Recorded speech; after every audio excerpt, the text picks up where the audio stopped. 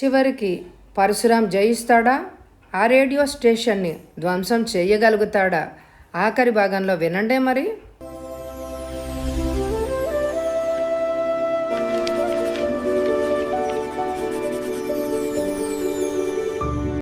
ఎర్ర గులాబీ. ఇన్స్పెక్టర్ ఒక ముఖ్యమైన పనిలో ఉన్నారు. పరశురాం గారు, మీ ఇష్టం. మీకు చెప్పడంతో నా డ్యూటీ నిర్వహించబడింది. డ్యూటీ అనే పదం వినగానే అతనిలో ఏదో మేల్కొంది. ఎటువంటి పరిస్థితిలోనూ మానవుడు తన విద్యుక్త ధర్మాన్ని మరవకూడదు. మిస్టర్ హజారికా, మీరు ఇక్కడికి రండి, కలిసి వెళ్దాం. 10 నిమిషాల్లో అక్కడ ఉంటాను. రిసీవర్ పెట్టేసి మంచం వైపు పరిగెత్తాడు. రోజా, నన్ను క్షమించు. 2 హృదయాలు దగ్గరయ్యేసరికి ఏదో ఆటంకాలు ఏర్పడుతున్నాయి. అర్జెంట్ పని మీద వెళ్ళాలి. రోజా లేచి నిలబడింది. అతని చేతుల్లో నిమురుతూ ఇలా అంది, మీరు వెళ్ళి రండి, నేను మళ్ళా వస్తానే. నువ్వు వెళ్ళొద్దు రోజా, నువ్వు ఈ గదిలోనే ఉండు. నేను బయట తాళం వేసి వెళ్ళిపోతాను. పని తొందరగా పూర్తి చేసుకొని మళ్ళీ వస్తా. నన్ను కాసేపైనా ఖైదీగా ఉంచాలని అనుకుంటున్నారా? అంది నవ్వుతూ. ఒకప్పుడు నీ చేతుల్లో ఖైదీని నేను, ఇప్పుడు నా చేతుల్లో నువ్వు అన్నాడు పరశురాం. అలాగే అంది ఆమె. నాకు కీ ఇవ్వండి, అలా బజార్లో కాసేపు తిరిగొచ్చి మీకంటే ముందే మళ్ళీ గదిలో ఉంటా. అలాగే అని అతను తాళం ఇచ్చేసి బయటికి వెళ్ళిపోయాడు. కోహిమా జనరల్ హాస్పిటల్లో జీప్ ప్రవేశించింది. ఇన్స్పెక్టర్ హజారికా పరశురాం కిందకి దిగాడు. కానిస్టేబుల్ని జీప్ వద్ద ఉండమని ఇద్దరు హాస్పిటల్లోకి వెళ్ళారు. స్పెషల్ వార్డులో ఒక గది ముందు నిలబడ్డారు. హలో ఇన్స్పెక్టర్ అన్నాడు doctor. Doctor, captain Vijay Kumar ఎలా ఉన్నారు అని అడిగాడు. మరేం పర్లేదు, అదృష్టవంతుడు. పరశురాం డాక్టర్ దగ్గరికి వెళ్ళాడు. డాక్టర్, ఆయనకు గాయాలు ఎలా తగిలి ఉంటాయని మీరు భావిస్తున్నారు? అనేక చోట్ల కాలి బొబ్బలెక్కింది. హెలికాప్టర్ కాలినప్పుడే ఇదంతా జరిగింది. ఇన్స్పెక్టర్ హజారికా పరశురాం గదిలోకి ప్రవేశించాడు. విశాలమైన గది. ఒక స్టీల్ మంచం మీద కెప్టెన్ విజయ్ కుమార్ పడుకున్నాడు. అతని ఒంటి మీద అనేక చోట్ల కట్లున్నాయి. కుడికన్ను మాత్రం బయటికి చూస్తోంది. తతిమా మొహం అంతా బ్యాండేజ్తోటే ఉంది. వాళ్ళిద్దరూ దగ్గరికి వెళ్ళారు. అసలు ఎలా జరిగింది ఇదంతా? నిన్న సాయంత్రం హెలికాప్టర్ని కోహిమా సమీపంలో ఉన్న అడవి ప్రదేశంలో పైనుంచి నేను పోనిస్తున్నాను. ప్రభుత్వాన్ని ఎదురుస్తున్న నాగాలు అనేక చోట్ల క్యాంపులు నిర్మించుకొని దాక్కున్నారు. వాళ్ళ కోసం బైనాకులర్స్ ద్వారా కిందకు చూస్తున్నాను. క్షణంలో హెలికాప్టర్ దేనికో ఢీకొంది. చటుక్కున నాకు మంటలు కనిపించాయి. హెలికాప్టర్ మరోవైపుకి తిప్పాను. అమాంతం హెలికాప్టరు తునకలైంది. బ్రతుకుతాననే నమ్మకం నాకు అసలే లేదు. అటుపైన ఏం జరిగిందో గ్రహించే స్థితిలో నేను లేను. నాకు తెలిసేసరికి నీళ్లలో నేనున్నాను. అప్పుడు క్షణకాలం చుట్టూ చూశాను. చిన్న నీళ్ల గుంటలో నేను పడ్డాను అని గ్రహించాను. నేల మీద పడుంటే ఎముకలు విరిగి వెంటనే ప్రాణాలు పోయి ఉండేవి. కాసేపటికి పీకలోతు దాకా ఉన్న ఆ నీళ్లలో అలానే ఉండిపోయాను. చుట్టూ అడవి, ఒళ్ళంతా మండుతోంది. మెల్లిగా బయటకు వచ్చాను. చీకటిగా ఉంది. ఎలాగైనా ఇక్కడి నుంచి బయటపడాలి. దూరంగా కొందరు టార్చ్ లైట్లు వేసి వెతుకుతున్నారు. నేను అలాగే ఉండిపోయాను. ఆ నాగాల చేతుల్లో పడ్డం నాకు ఇష్టం లేదు. అడవిలో మెల్లగా నడవసాగాను. అలా చాలాసేపు నడిచాను. ఇంతలో రోడ్డు కనిపించింది. ఎంతో బాధగా ఉంది. ఇప్పుడు ఆయాసం కూడా వస్తుంది. నిర్మానుషంగా ఉన్న రోడ్డమ్మట తూలుతూ నేను అడుగులేస్తున్నాను. కోహిమా చేరగలననే నమ్మకం నాకేమీ లేదు. పడిపోతానేమో అని అనుకున్నాను. అంతలో ఇండియన్ సైనికులు నాకు కనిపించారు. నాకు చాలా ఆనందం వేసింది. నా దగ్గరకు వచ్చి ఇండియన్ సైనికుల జీప్ ఆగింది. నేను వాళ్ళకి నా పేరు కెప్టెన్ విజయ్ కుమార్, నన్ను హాస్పిటల్లో చేర్చమని అడిగాను. అంతే. నేను కళ్ళు మూసేసా. ఆ తర్వాత ఏం జరిగిందో నాకు తెలియదు. నేను హాస్పిటల్లోనే మేల్కొన్నా. పరశురాం మళ్ళీ ఇలా అడిగాడు, ముక్కలు ఎలా అయింది హెలికాప్టరు? మీరు దీని గురించి ఆలోచించారా? ఇప్పుడు దాని గురించి ఆలోచిస్తున్నాను. నేను హెలికాప్టర్ని ఆ సమయంలో చాలా కింద నుంచి పోనిస్తున్నాను. ఏ చెట్టుకో హెలికాప్టర్ ఢీక్కొని ఉంటే అంత మంటలు రావడం, ముక్కలు అవ్వడం సంభవించేది కాదు. నాకు తెలియకుండా హెలికాప్టర్లో ఎవరో టైం బాంబు పెట్టారు అనడానికి ఆస్కారం లేదు. నాకెందుకో ఒక విచిత్రమైన ఆలోచన తడుతోంది. రేడియో స్టేషన్ ఏరియల్ స్తంభాన్ని మీ హెలికాప్టర్ ఢీకొట్టిందేమో అన్నాడు పరశురాం. అడవిలో అటువంటి స్తంభం ఉంటే నేను చూసేవాడినేమో. ఆలోచించండి, రేడియో స్తంభం కొన్ని వేల కిలోవాట్ల కరెంటుతో సజీవంగా ఉంటుంది. దాని దగ్గరగా ఏవి వెళ్ళినా బగ్గున మంటలు మండుతాయి. ఆ స్తంభం హెలికాప్టర్కి తగలగానే అది మండుతూ తునకలు అయి ఉంటుంది. మీరు చిత్రించినట్టు కూడా జరుగుండొచ్చు. మీరు అదే ప్రదేశానికి మళ్ళా వెళ్ళగలరా? అదంతా మీకు జ్ఞాపకం ఉందా?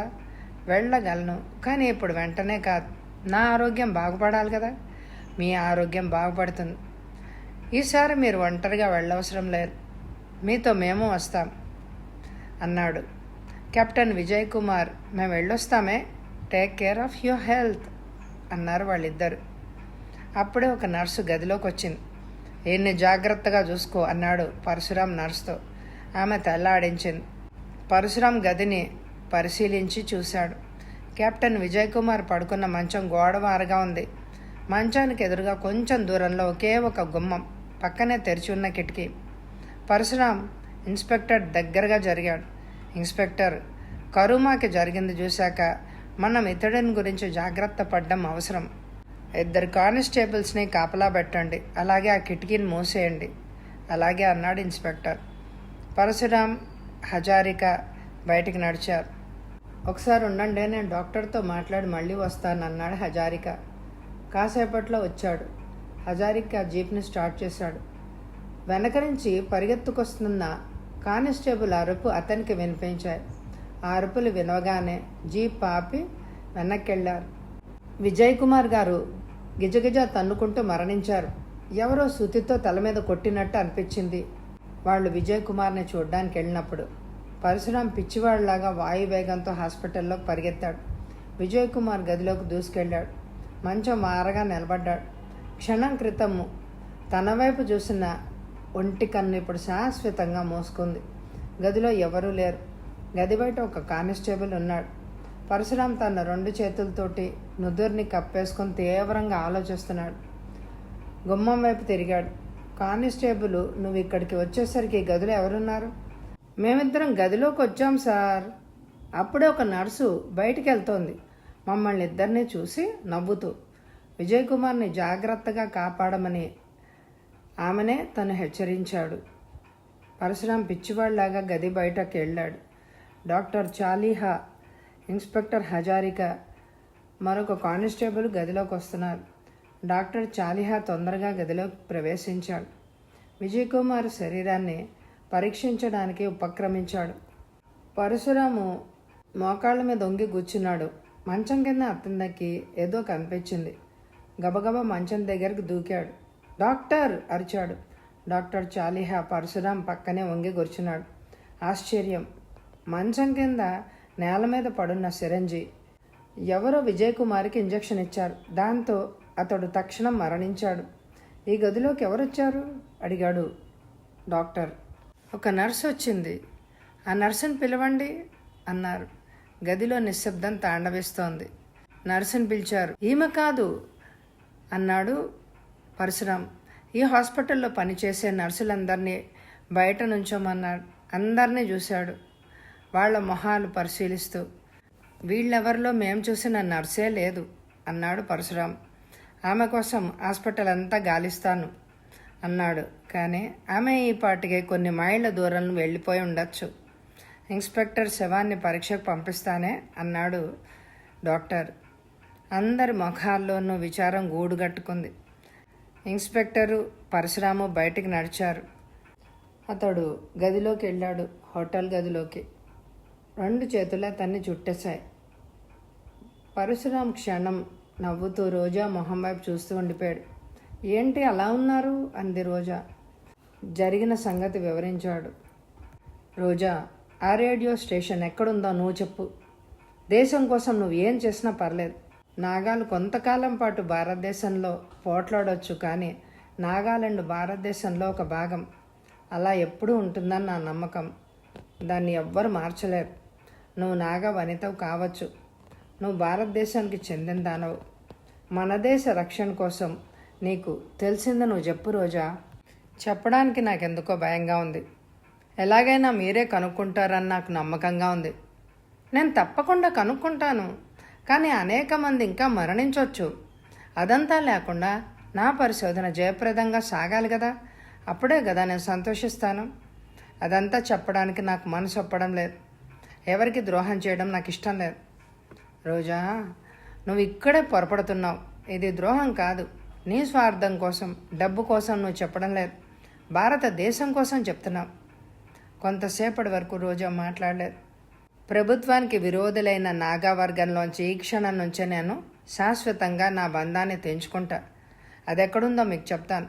కావాలంటే మారువేషంలో మీకు కూడా వచ్చి చూపిస్తాను. దాని మూలంగా ఎంత ప్రమాదం సంభవించినా అనుభవించడానికి నేను సిద్ధం. పరశురామ ఆనందంతో ఆమె వైపు చూశాడు. క్షణం తలుపులు తెరవబడింది. ఒక వ్యక్తి లోపలికి దూసుకొచ్చి తలుపు మూసేశాడు. ఆవో అని అరిచింది రోజా. ద్రోహి అన్నాడతను. చటుక్కున ఆవో చేతిలోని పిస్టల్ పేలింది. పరశురామ అతని వైపు ఒక్క గంతేశాడు. ఆవో తలుపు తెరుచుకొని బయటికి పరిగెత్తాడు. గుమ్మంలో నిలబడి పరశురాం వెనక్కి తిరిగి చూశాడు. రోజా ఆ నేల మీద వెల్లికిలా పడింది. ఆమె చీర రక్తసిక్తమైంది. పరశురాం ఆమె వద్దకు పరిగెత్తాడు. రోజా మాట్లాడలేదు. అతడు చేయి పట్టుకోబోయిన క్షణంలో చలనం లేకుండా అయిపోయింది. దూరం నుంచి ఆవో కాళ్ల చప్పుడు అతడికి ఇంకా వినిపిస్తోంది. పరశురాం గబగబా మెట్ల వైపు వెళ్ళాడు. అతన్ని వెంబడించాడు. అతడు వెనకాల పరిగెత్తాడు. ఆ తర్వాత అతడు అదృశ్యమయ్యాడు. ఇంతలో వెనక నుంచి ఎవరో వచ్చి మర్యాదగా చేతులు పైకెత్తు అన్నారు. పరశురాం నిస్సహాయంగా పైకెత్తాడు చేతులు. సమీపంలో క్లోక్ రూమ్ ఉంది. అందులోకి నడిపించాడు. అతడు వీపు మీద పిస్టల్ గుచ్చుంది. ఈ గదిలోకి వెళ్ళి ఇరుక్కోవడం ప్రమాదకరమని పరశురాం గ్రహించాడు. తీవ్రంగా ఆలోచిస్తున్నాడు. పద వెనక్కి అని అరిచాడు ఆవో. పరశురాం చటుక్కున బలంగా వెనక్కి కొట్టాడు. తలుపు తటాలున ఆవో చేతికి తగిలింది. పిస్టల్ నేల మీద పడింది. మూడొంతుల పైన తలుపు మూసిపోయేదే. పరశురాం ముందు కొంగి పిస్టల్ అందుకున్నాడు. తలుపు తెరిచి బయటికి గెంతాడు. గబగబా నడవ వైపు వెళ్ళిపోయాడు. మెట్లమ్మట దూసుకుపోతున్న ఆవు ఆకారం కనిపించింది. పరశురాం వెనకనే పరిగెత్తాడు. గట్టిగా అరిచాడు. ఆగు, పారిపోతే షూట్ చేయడానికి నేనేం సందేహించను. ఆవు ఆగలేదు. మెట్లమ్మట కిందకి దిగసాగాడు. పరశురాం మెట్లు దిగేసరికి ఆవో పరిగెత్తాడు. అలా పరిగెత్తి పరశురాం ఆవోని అందుకున్నాడు. చేతులు పైకెత్తు అరిచాడు పరశురాం. ఆవో చెప్పినట్టే చేశాడు. పోలీస్ స్టేషన్కి నడు అన్నాడు. నిస్సహాయంగా నడిచాడు ఆవో. ఆవోని పోలీస్ స్టేషన్లో అప్పగించి గదిలోకి వచ్చాడు. అక్కడ రోజా శవం. ఆమె కనురెప్పల్ని మూసి ఆమెను ముద్దు పెట్టుకుని రోజా మరణం గురించి రిపోర్ట్ ఇచ్చి ఆమెను పోలీస్ వాళ్ళకి అప్పగించి మంచం మీద పడుకొని బోర్లా ఏడుస్తూ ఉండిపోయాడు పరశురాం. ఆవోని తీసుకుని పోలీసులు జీప్లో వెళ్తున్నారు. వాళ్ళకి టీ తాగాలనిపించింది. వాళ్ళు దిగారు. ఎంతలో ఆవో ఎలాగోలా తప్పించుకొని పక్కన వెళ్తున్న కారులోని వాళ్ళని బెదిరించి ఆ కారులో తన కూర్చుని వాళ్లలో ఒకళ్ళని బలంగా కొట్టి ఆ కారుని స్వాధీనం చేసుకొని అందులో వెళ్ళిపోయాడు ఆవో. బయట ఇంకా చీకటి పడలేదు, కానీ ఆ హాల్లో దీపాలు ఇంకా వెలుగుతూనే ఉన్నాయి. నాగా నాయకులు ఎప్పటిలాగే కూర్చున్నారు సమావేశంలో. నువ్వు చెప్పేది వినడానికి సిద్ధంగా ఉన్నాం అన్నాడు నాగా నాయకుడు. మనం బంధించిన గూఢచారి ఎలా పారిపోయాడో ఇప్పుడు నాకు అర్థమైంది. అది చేసింది రోజానే. అందుకే ఆమెకు బుద్ధి చెప్పేశాను. ఆమె మరణించింది అన్నాడు. ఆవో, నువ్వు మన్నించలేని అన్యాయం చేశావు. ఆమెను కాల్చి చంపమని మేమెవరం నీతో చెప్పలేదే. రోజా ఎన్నేళ్ల నుంచో మన కోసం పాటుపడుతోంది. ఆమె ద్రోహం చేసిందంటే నేను నమ్మను అన్నాడు ప్రధానమంత్రిగా ఉన్న నాయకుడు. నన్ను నమ్మండి, ఆమె ఎప్పుడూ అతడి గదిలోనే ఉంటుంది. ఆమె అతని కౌగిల్లో ఉండడం నేను చూశాను. ఆమె ఆ విధంగా నటిస్తూ ఉండొచ్చు. ఆ గూఢచారిని మన దగ్గరకు లాక్కు రావడానికి ఆమె శతవిధాలా ప్రయత్నిస్తోంది. అతడిని నమ్మించి కవ్వించి అతడి మీద ప్రేమ నటించి అతడిని ఇక్కడికి లాక్కొచ్చి ఉండేదేమో. ఆవో నోటమ్మట మాట రాలేదు. నాగాల కోసం అన్నిటికీ తెగించి తనెంతో సేవ చేశాడు. రాజా లాంటి ద్రోహిని నిర్మూలించినందుకు నాయకులు జోహార్లు ఇస్తూ తనకి గొడుగులు ఎత్తి పట్టుకున్నారు. ఇప్పుడు అతని హృదయం నిస్పృహతో నిండిపోయింది. తను ఇదంతా తాడులాగా రూపొందించి అతన్నే బంధించే స్థితి ఏర్పడుతోంది. ఆవో, నువ్వు ఘోరంగా ప్రవర్తించావు. ఆమె నిజంగా ద్రోహి అయినప్పటికీ ఆమెను మా సమక్షంలోకి తీసుకొచ్చి ఉంటే ఆమెను ఏ విధంగా శిక్షించవలసింది మేమే నిర్ణయించేవాళ్ళం. నువ్వు చేసిన హత్య మన నాగాలకే దెబ్బ. సర్వాధికారిలాగా ఆమెను ద్రోహిగా నిర్ణయించి ఆమెను హతమార్చావు. నిన్ను మేం క్షమించలేం. ఆవో, నువ్వు చేసిన ఘోర కాండకి నిన్ను చిత్రవధ చేసినా పాపం లేదు. ఒక అమాయకురాలైన యువతిని, మన కోసం తన సర్వస్వాన్ని త్యాగం చేసిన వనితను చేజేతులారా నాశనం చేశావు. నువ్వు ఇదంతా ఎందుకు చేసావో నాకు తెలుసు. రోజా కోసం నువ్వు తహతహలాడేవాడవు. ఆమె నీకు లొంగలేదు. ఏదో నెపం దొరకగానే ఆమెని కసితో కాల్చి చంపావు. నాయకులు ఒక్కొక్కళ్ళే ఆవోని ఖండిస్తున్నారు. ఆవో ఒంటి మీద చెమటలు పట్టాయి. గుండె కొట్టుకుంది. సాధారణంగా భయం అంటే ఏంటో తెలియని ఆవోకి ఆందోళనగా ఉంది. తన నిజాయితీని ఎలా నిరూపించుకోవడం? ఆమె మీద ఎటువంటి కసి అతడికి లేదు. ఒకప్పుడు రోజా అతడిని ఆకర్షించింది నిజమే. పెళ్లి చేసుకుంటా అన్నాడు. కానీ రోజా అంగీకరించలేదు. అతడిలోని కాఠిన్యం ఎల్లప్పుడూ రోజాని దూరంగా ఉంచేసింది. ఆవు అందరి వైపు కోపంగా చూస్తున్నాడు. ఈ హాల్లోంచి, ఈ సాలె గూడులోంచి తను ఇంకా బయటపడడం కష్టసాధ్యం. కాసేపట్లో తనకు కూడా శిక్ష పడుతుంది. ఆవో కళ్ళల్లో నీళ్లు తిరిగాయి. ఈ నాగాల కోసం తను ఎంతవరకు ఎందుకు పాటుపడ్డానా అని అనుకున్నాడు. తన నిజాయితీని తెలుసుకోలేని ఈ నాగాల నాయకుడికి సేవ చెయ్యడం కంటే చావడం మేలు. ఆవో మెదడులో ఆలోచనలు పరిగెడుతున్నాయి. మీరు నా మాట నమ్మండి. ఆఖరిసారి మళ్ళా చెప్తున్నా, గదిలోంచి గూఢచారి పారిపోవడం అసాధ్యం. రోజా అతనికి పిస్టల్ ఇచ్చి పారిపోవడంలో సహాయపడుతోంది. ఆమె అతని గదిలోకి అడుగు పెట్టినప్పటి నుంచి శృంగార కాండలోనే ఉంది. కావాలంటే ఇదంతా ఆ గూఢచారి చేత నేనే చెప్పిస్తాను. అది నీకు సాధ్యం కాని పని. మీరు పొరపడుతున్నారు. అతడిని సజీవంగా తీసుకొచ్చి మీ సమక్షంలో నేనే నిలబడతా. కాస్త అతడిని భయపెడితే నిజాన్నే కక్కేస్తాడు. అటుపైన నాగాల్లో ద్రోహి ఎవరో మీరే నిర్ణయించండి. క్షణకాలం నాగా నాయకులు ఒక చోట గుమిగూడారు. తగ్గు స్వరాలతో ఏదో చర్చించారు. మళ్ళీ నాయకులు కుర్చీలు ఆసీనులయ్యారు. ఆవో, నీది ఎంత కఠిన హృదయం! అయినా మాలో కరుణారసం ఉందని నిరూపించడానికి నీకు వారం రోజులు గడువిస్తున్నా. ఈ వారం రోజుల్లో నువ్వు ఆ గూఢచారిని సజీవంగా తెచ్చి మా ముందు నిలబెట్టాలి. అతడి చేత నిజం కక్కించాలి. అటుపైన నిన్ను మన్నించే అవకాశం మాకుంటుంది అన్నాడు ముఖ్య నాయకుడు. ఆవో పైకి నవ్వుతూ నాయకుల వైపు చూశాడు. లోపల ఒక నిశ్చయానికి వచ్చాడు. తను ఈ హాల్లోంచి బయటపడే అవకాశం ఇప్పుడు చిక్కింది. ఆవో, ఈ అవకాశాన్ని పురస్కరించుకొని నువ్వు పొరపడ్డానికి ప్రయత్నిస్తే కష్టాలు పాలవుతావు. నువ్వెక్కడ తలదాచుకున్నా దాన్ని ఖండించి మా ముందు పడేసే ధైర్యవంతులు ఉన్నారని నీకు కూడా తెలిసే ఉంటుంది. ఆవో జవాబు ఇవ్వలేదు. చిరునవ్వుతో చూశాడు. కానీ తన కోపాన్ని చూపించుకునే సమయం కాదు. బయటికి వెళ్ళాక తన కార్యక్రమాన్ని తను నిర్ణయించుకోవాలి. ఆవో లోపల ఆలోచిస్తున్నాడు. ఆవో అనుకున్నాడు, తను అన్ని విధాలా జాగ్రత్త పడాలి. తనున్న మారువేషంలో ఎవరూ అతన్ని గుర్తించలేరు. భవిష్యత్తులో ఏం జరుగుతుందో అతడికి తెలియదు. కానీ నాగా నాయకులందరి ముందు మళ్ళా వెళ్ళకూడదని అతడిలో దృఢ నిశ్చయం రూపుదిద్దుతోంది. రోజా కరుమ రూపాలు అతడిని బాధిస్తున్నాయి. ఆవో జీప్ని మెల్లగా పోనిస్తున్నాడు. మెదడులో మాత్రం ఆలోచనలు సాగుతున్నాయి. పరశురాం గదిలో కూర్చున్నాడు. రోజాకి అంత్యక్రియలు తనే స్వయంగా చేశాడు. గంధం చెక్కలు కాలుతూ రోజా దేహాన్ని కబళిస్తూ ఉంటే అతడు సమీపంలో నిలబడి పసిపిల్లాళ్లాగా ఏడ్చాడు. పరశురాం రోజా పోయినప్పటి నుంచి సరిగ్గా తిండి కూడా తినడం లేదు. అతడి హృదయాన్ని గాఢాంధకారం కమ్మేసింది. రోజా రూపం అనుక్షణం అతని కళ్ళకు కనిపిస్తూనే ఉంది. ఆమెను ఈ జీవితంలో తను మరవలేడు. గదిలోకొచ్చి పడుకున్నాడు. రోజా తలుపులతోటి అతడు అన్నం తినకుండా నీరసంతో కళ్ళు మూశాడు. ఇంతలో తలుపు వద్ద చప్పుడైంది. లేచి వెళ్ళాడు. తలుపు తెరిస్తే ఎదురుగుండా ఆవో. వాడిని చూడగానే ఉలిక్కిపడ్డాడు. గబగబా గదిలోకి పరిగెత్తి పిస్టల్ని చేత్తో పట్టుకుని ఆవో ఎదురుగా నిలబడ్డాడు. దుర్మార్గుడా, మళ్ళా ఎందుకొచ్చావు? నన్ను కూడా చంపాలని ఆశిస్తున్నావా? చేతులు పైకెత్తు కదిలితే చస్తావు అరిచాడు పరశురాం. ఆవో మాట్లాడలేదు.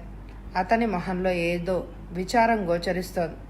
ఇంతకుముందు కాఠిన్యంతో నిండిపోయిన ఆవో మొహం ఇప్పుడు బాధగా ఉంది. కానీ రోజాని చంపిన అతన్ని చిత్రవధ చేయాలనుంది. నువ్వు మళ్ళా ఎందుకొచ్చావు? కానీ ఈసారి నా చేతుల్లోంచి నువ్వు పారిపోలేవు. నిన్ను చూస్తుంటే ఈ చేతులతోటే నీ పీక పిసికి చంపాలనుంది. కానీ నేను భారతీయుణ్ణి, సంస్కారం గల మనిషిని.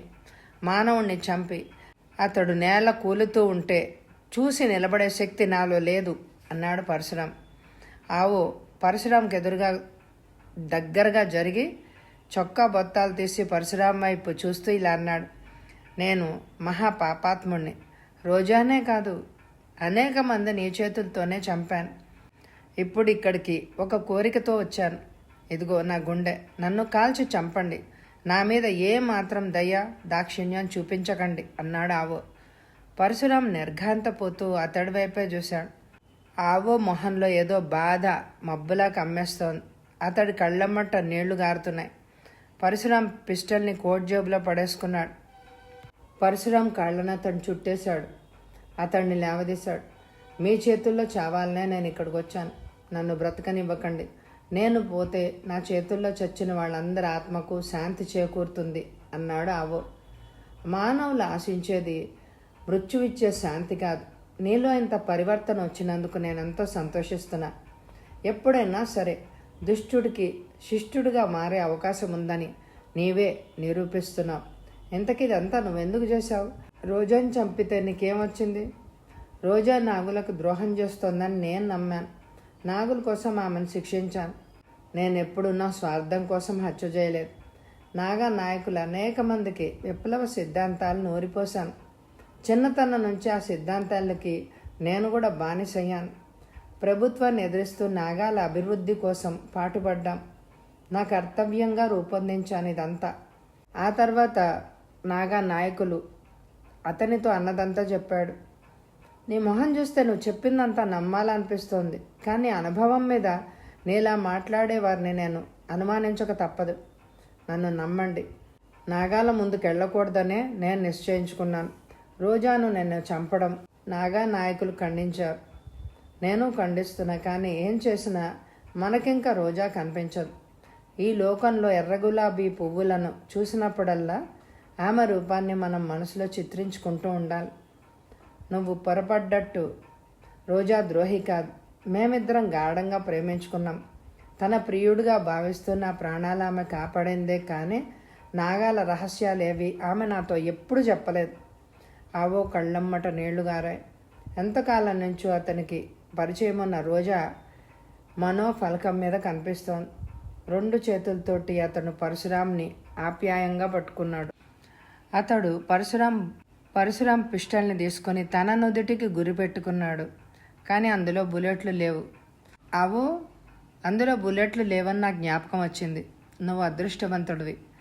నువ్వు నిజంగా మారితే భారతదేశానికి సేవ చేయి. సరే. 2 చేతుల్ని అతడి తల మీద పెట్టుకున్నాడు. ఇవాళ నుంచి నేను భారతీయుణ్ణి. భారతదేశం కోసం నా సర్వస్వాన్ని ఇవ్వడానికి నేను సిద్ధంగా ఉన్నాను. మీతో కలిసి ఏం చేయమన్నా చేస్తాను. పరశురాము అతన్ని కౌగిలించుకున్నాడు. మన ఇద్దరి కలయిక ఒకవైపున రోజా ఆత్మకి శాంతి ఇస్తుంది. నాగాలాండ్లో శాంతి భద్రతలు శాశ్వతంగా స్థాపించేందుకు తోవ తొక్కుతుంది అని ఆశిద్దాం అన్నాడు పరశురాం. మర్నాడు ఉదయం పరశురాం, ఆవో, ఇన్స్పెక్టర్ హజారికా కూర్చున్న జీప్ ముందుకెళ్తోంది. వాళ్ళ జీప్ వెనకాల కొన్ని వందల జీప్సు ట్రక్సు వస్తున్నాయి. వాటిలో భారత సైనికులు పాట పాడుతూ ప్రయాణం సాగిస్తున్నారు.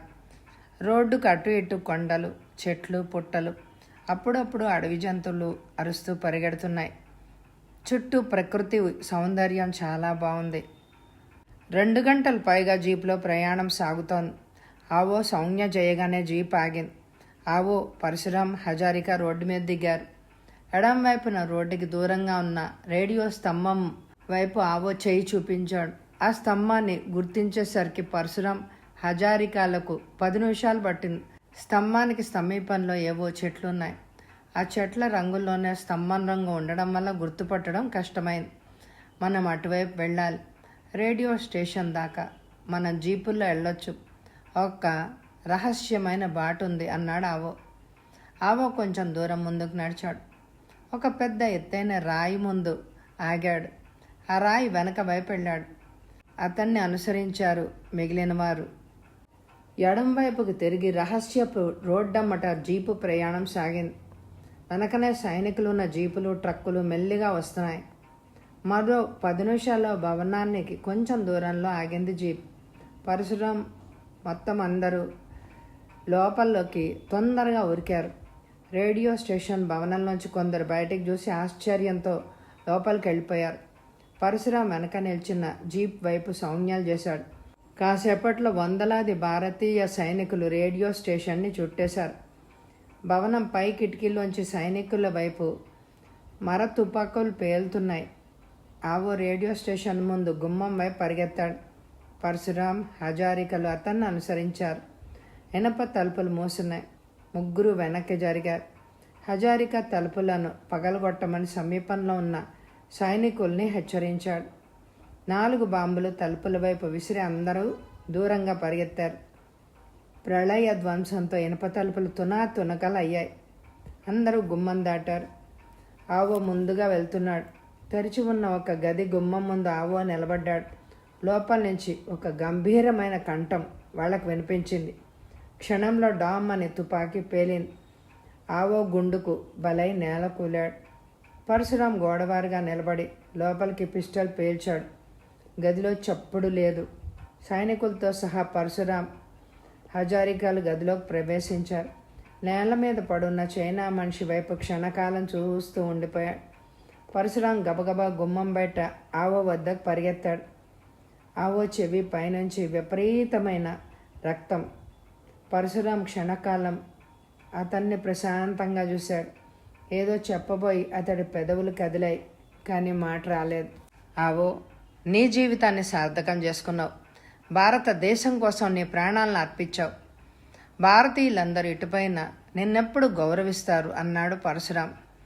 ఆవో క్షణకాలం పరశురాం వైపు చూశాడు. చటుక్కున బాధతో కళ్ళు మూసుకుపోయాయి. మరుక్షణంలో ఆవో తన ప్రాణాన్ని శాశ్వతంగా శాంతిమయంగా విడిచేశాడు. అప్పుడే కర్నల్ రామానంద పరశురాం దగ్గరకు వచ్చాడు. మిస్టర్ పరశురాం, ఈ రేడియో స్టేషన్ అంతా మన చేతిలో ఉంది. 50 మంది నాగాలు లొంగిపోయారు. 2 చైనీయులు హెలికాప్టర్లో పారిపోవడానికి ప్రయత్నించారు. హెలికాప్టర్ని మన సైనికులు జయప్రదంగా నేలకూల్చారు. ఒక చైనీయుడు మరణించాడు. 2వాడు బాగానే ఉన్నాడు. ఇటుపైన ఏం చేయవలసింది మీరే ఉత్తర్వు ఇవ్వండి. కర్నల్ రామానంద, ధన్యవాదాలు. భారతదేశాన్ని దూషించే వాళ్ళందరూ ఈ దుష్ట రేడియో స్టేషన్ మూయబడ్డందుకు మనందరం సంతోషించాలి. మన పని పూర్తయిపోయింది. కొంతకాలం పాటు మన సైనికులు ఇక్కడ కాపలా ఉండవలసిందే. ఇటుపైన ఏం జరగవలసింది రక్షణ మంత్రి నిర్ణయించవలసిందే అన్నాడు పరశురాం. డిటెక్టివ్ పరశురాం దేశ రక్షణ మంత్రికి ఎదురుగా కూర్చునున్నాడు. ఎయిర్ కండిషన్ గదిలో చల్లగా ఉంది. మిస్టర్ పరశురాం, మీరు చేసిన సేవ అమోఘం. భారత ప్రధాని వాళ్ళ రాత్రి మీకు ప్రత్యేకంగా ఒక విందు ఇస్తున్నారు. ముందే మిమ్మల్ని కొనియాడే అవకాశం చిక్కినందుకు నాకు కూడా ఆనందంగా ఉంది. నవజీవన్ గారు, నేను పాటుపడ్డది భారతదేశం కోసం. నేనెప్పుడు నా దేశానికి ఏమి ఇవ్వగలను, నా దేశం కోసం ఏం చేయగలను అనే ఆలోచిస్తాను. దేశానికి సేవ చేసే అవకాశం నాకు కల్పించినందుకు మీకు ఎంతో కృతజ్ఞుణ్ణి. సెలవు తీసుకుంటున్నాను. ఇదిగో ప్రభుత్వం తరఫున ఈ చెక్ ఇస్తున్నా, మీరు స్వీకరించండి. పరశురాం చెక్ అందుకున్నాడు. 1,00,000 రూపాయలు. పరశురాం చెక్కు వెనక సంతకం పెట్టాడు. మళ్ళా చెక్కు వైపు క్షణకాలం చూస్తూ ఉండిపోయాడు. ఇంతకంటే విలువైన పారితోషికం తనకు నాగాలాండ్లో చేకూరింది. పరశురాం కళ్ళు మూసుకున్నాడు. అతడి మనసులో రోజా రూపం మెదిలింది. చెక్కును దేశ రక్షణ మంత్రికి అందించాడు. నవజీవన్ గారు, ఈ చెక్కును మీకు ఇస్తున్నా. ఇది డిఫెన్స్ ఫండ్కి ఇవ్వండి. నా పేరు కాదు, రోజా అనే ఒక స్త్రీ ఈ 1,00,000 రూపాయలు డిఫెన్స్ ఫండ్కి ఇచ్చినట్టుగా భావించండి. దేశ రక్షణ మంత్రి కొంచెం ముందుకు వంగి, ఎవరా స్త్రీ అన్నాడు అతను. అదంతా ఒక పెద్ద గాథ. అది చెప్పాలంటే నా గుండె పగులుతుంది. ఆమె ఎక్కడుంది? ప్రస్తుతం ఈ లోకంలో లేదు. ఆమె అస్థికలు మాత్రం నా తోలిపెట్టెలో ఉన్నాయి. భారతదేశంలోని ప్రతి నదిలోనూ కలపాలనే ఆశతో కూడా తెచ్చాను. ఆమెతో మీకు ఎలా పరిచయం వినాలనుంది. ఇవాళ రాత్రి విందులో అవసరం వస్తే అదంతా చెప్తాను. కానీ మీ ఉత్సాహాన్ని చంపడం నాకు ఇష్టం లేదు. రోజా ఒక నాగా యువతి. ప్రభుత్వానికి విరోధులైన నాగా నాయకుల చేతుల్లో చిక్కుకుపోయాను. ఆమె నన్ను కాపాడి ప్రాణభిక్ష పెట్టింది. ఆమె లేకపోతే నేను ఇక్కడికి వచ్చి మిమ్మల్ని కలుసుకోలేకపోయేవాడిని. పరశురాం కళ్ళమ్మట నీళ్లు కారే. దేశ రక్షణ మంత్రి అతనికి దగ్గరగా వెళ్ళి అతడు భుజం మీద చెయ్యేశాడు. మిస్టర్ పరశురాం, మీ అనుభవం నాకు అర్థమైంది. ఒక ఐఎఫ్ఎస్ ప్లేన్ మీ స్వాధీనంలో ఉంచుతాను. దానిలో వెళ్ళి మీరు రోజా అస్థికలను ప్రతి నదిలోనూ కలపచ్చు. మన భారతదేశానికి రోజా లాంటి యువతులే కావాలి. ఆమెను చూడకపోయినా ఆ పేరు నా మనసులో చిరస్థాయిగా ఉంటుంది. పరశురాం కుర్చీలోంచి లేచాడు. దేశ రక్షణ మంత్రితో కరచాలనం చేశాడు. గబగబా బయటకెళ్ళాడు. తన గదిలోకి వెళ్ళాడు. మెల్లిగా తన పెట్టె వద్దకు నడిచాడు. తోలు పెట్టె తెరిచాడు. చిన్న మూటను వణుకుతున్న చేతులతో పైకి తీశాడు. అస్థికలు, రోజా అస్థికలు. ప్రతి మానవుడు ఎన్ని ఘనకార్యాలు చేసినా, ఎన్ని విజయాలను సాధించినా ఆఖరికి మిగిలేవి ఆ అస్థికలే. రోజా, తనకి తెలియకుండానే పరశురాం పిలిచాడు. గదిలో నిశ్శబ్దంగా ఉంది. క్షణకాలం పరశురాం అస్థికల వైపే చూస్తూ ఉండిపోయాడు. తన హృదయంలోని దుఃఖం ధారాపాతంగా కన్నీళ్లలోంచి కిందకి ప్రవహిస్తోంది. పరశురాం అస్థికల పక్కనే పడిపోయాడు. ఏదో మైకం అతని ఇంద్రియాలన్నిటినీ కమ్మేసింది. మువ్వల చప్పుడు అతడికి లీలగా వినిపించింది. నీలాకాశంలో పక్షిలా ఎగురుతున్న రోజా తన వైపే దూసుకొస్తోంది. అతడు చేయి చాచాడు. అతడి చేతులు క్షణక్షణానికి పొడుగవుతున్నాయి. రోజా ఆకాశంలో నవ్వుతూ నాట్యం చేస్తోంది. అతని చేతులు ఎంత పొడవైనా రోజా మాత్రం అతడికి అందడం లేదు. పరశురాం గాఢ నిద్రలో ఉండి కలలు కంటున్నాడు. పక్కనే ఉన్న అస్థికలు ఏ దైవిక శక్తితో కదిలినట్టు అతడికి దగ్గరగా జరిగాయి. ఆ తర్వాత అతడు డిఫెన్స్ ఏరోప్లేన్లో వెళ్ళి అన్ని పుణ్య నదుల్లో ఆ అస్థికలని కలిపాడు.